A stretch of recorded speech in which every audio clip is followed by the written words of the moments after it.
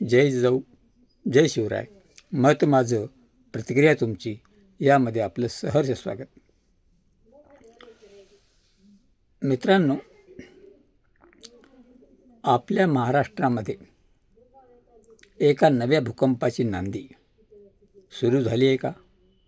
कारण महाराष्ट्र आणि राजकारणाचे भूकंप हे काही नवीन नाही.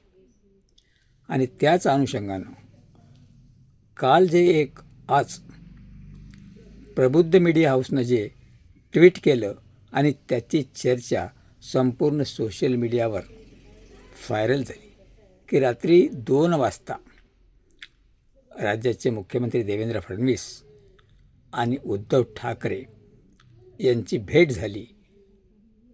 त्या भेटीच्या अनुषंगानं राज्यामध्ये काही नवीन समीकरणं जन्म घेतात का, उदयाला येतात का, हा प्रश्न चर्चेला जाऊ लागला. यापूर्वीही जेव्हा अजितदादांनी आपल्याला सांगितलं की मी रात्रीच्या वेळेला दिल्लीत असेल किंवा मुंबईत असेल, सागर बंगल्यावर असेल, कधी हुडी घालून तर कधी टोपी घालून फडणवीसांना भेटायचो, त्याचप्रमाणे एकनाथ शिंदे आणि देवेंद्र फडणवीससुद्धा रात्री बेरात्री भेटत असत. आणि मग राजकारणाचे नवे नवे पर्याय समोर आले. त्याचप्रमाणे जसे एकनाथ शिंदेंनी राज्यसभेचे खासदार खोडण्याचा जो प्रयत्न केला होता उबाटा गटाचा, त्याला भाजपनेच साथ देऊन ते खासदार फोडू दिले नाहीत अथवा शाबूत ठेवले. आता दिल्लीमध्ये ज्या आपच्या 7 खासदारांचं भाजपमध्ये विलिनीकरण झालं आणि आप हा तुटपुंजा पक्ष झाला आणि भाजपचं राज्यसभेतलं संख्याबळ 2/3 बहुमताच्या जवळजवळ गेलं. म्हणजे यापुढे कुठलाही कायदा पास करते वेळेस भाजपला अडचण जाणार नाही. तशीच गोष्ट आता महाराष्ट्रामध्ये एकनाथ शिंदे आणि त्यांचे मंत्री हे भारतीय जनता पक्षाला डोईजड वाटू लागलेत का, किंवा ते भाजपच्या विरुद्ध वागतायत का? आणि तसं पाहिलं तर एकदा शेरो शायरीमधून सुद्धा मुख्यमंत्र्यांनी सांगितलं होतं की तुमची जागा ही आमच्या इकडे आहे. आणि तीच गोष्ट आता होताना दिसत आहे. संजय राऊतांची पत्रकार परिषद पाहिली, त्यामध्येही त्यांनी सांगितलं मला काही माहिती नाही. आणि दुसऱ्या प्रश्नात ते म्हणतात मला माहिती असेल तरी मी का सांगू. याचा अर्थ 100% ही भेट झालेली आहे आणि ही एकनाथ शिंदेंना शह देण्यासाठी भाजप उद्धव ठाकरे मातोश्रीशी जवळीक साधण्याचा प्रयत्न करत आहेत.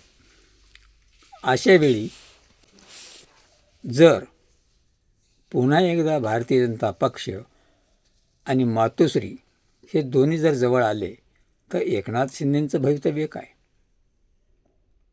कारण आता रात्रीचा खेळ चालू झालेला आहे आणि जेव्हा रात्रीच खेळ चालतो तेव्हा नवा भूकंप येतो, नवी राजकीय खेळी उदयास येते. आणि तेच होताना दिसतंय की काय? कारण भाजप हा फार धोरणात्मक आणि विचारात्मक विचार करून कुटील डाव खेळण्यामध्ये नेहमी यशस्वी होतो. आणि तसंही उद्धव ठाकरेला इथे काही पर्याय दिसत नाही का? आणि एकनाथ शिंदेही महायुतीमध्ये उदासीन दिसत आहेत. तेव्हा एका दगडात 2 पक्षी मारण्यामध्ये देवेंद्र फडणवीस माहीर आहेत.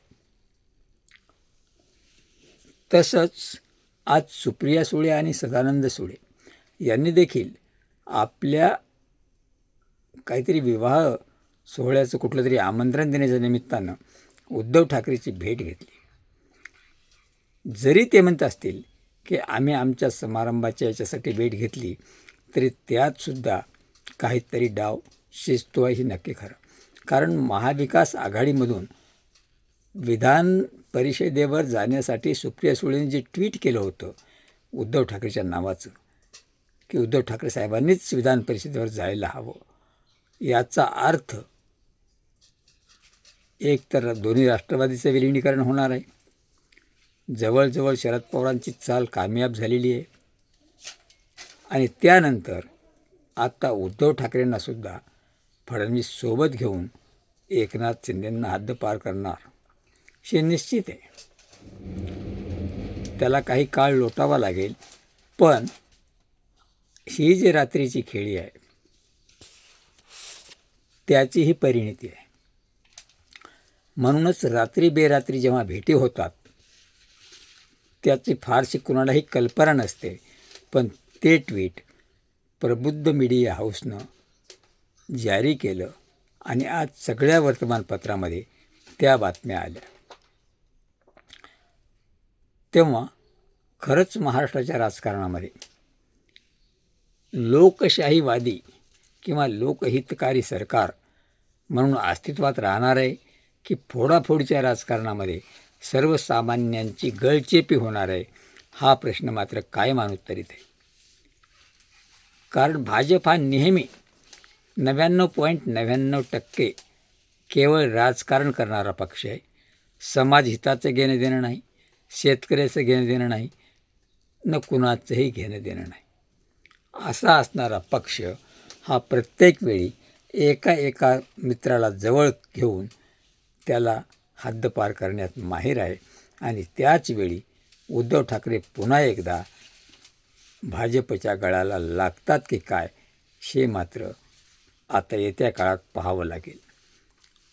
जर उद्धव ठाकरे आणि देवेंद्र फडणवीस यांचं सुतोवाद झाला असेल, यांची बोलणी योग्य तऱ्हेनं असेल, तर आता जो येणारा निकाल आहे, काल जी कोर्टाने तारीख दिली, अंदाजे मी चुकत असेल तर 29 एप्रिल असं काहीतरी तारीख आहे, त्या सुनावणीच्या वेळी किंवा पुन्हा एखादी तारीख पे तारीख होईल आणि त्यावेळी पक्षही उद्धव ठाकरेकडेच राहील आणि उद्धव ठाकरे हे भाजपसोबत युतीत दिसतील.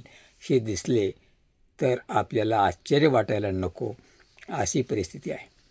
तेव्हा ह्या रात्रीचा जो खेळ आहे, ही रात्रीची जी गुप्त भेट आहे, या भेटीमुळं महाराष्ट्र राज्यामध्ये नवा भूकंप येणार हे निश्चित आहे. कारण ही नव्या राजकारणाची, नव्या राजकीय चालीची किंवा नवा राजकीय उदय, नवा खेळ उदयास येईल यात तीळ मात्र शंका नाही. कारण मग ते कुठल्याही पक्षाचे असोत, प्रत्येक आमदाराला, खासदाराला सत्ता असावी वाटते. कारण प्रत्येकजण हा सत्तेनेच हपापलेला आहे आणि त्या सत्तेच्या हव्यासापोटीच हा खेळ रात्रीस चाले असं म्हणावं लागेल. तुम्हाला काय वाटतं? जर हा व्हिडिओ आवडला तर लाईक, शेअर आणि सबस्क्राईब करायला विसरू नका. एवढीच विनंती करतो आणि थांबतो.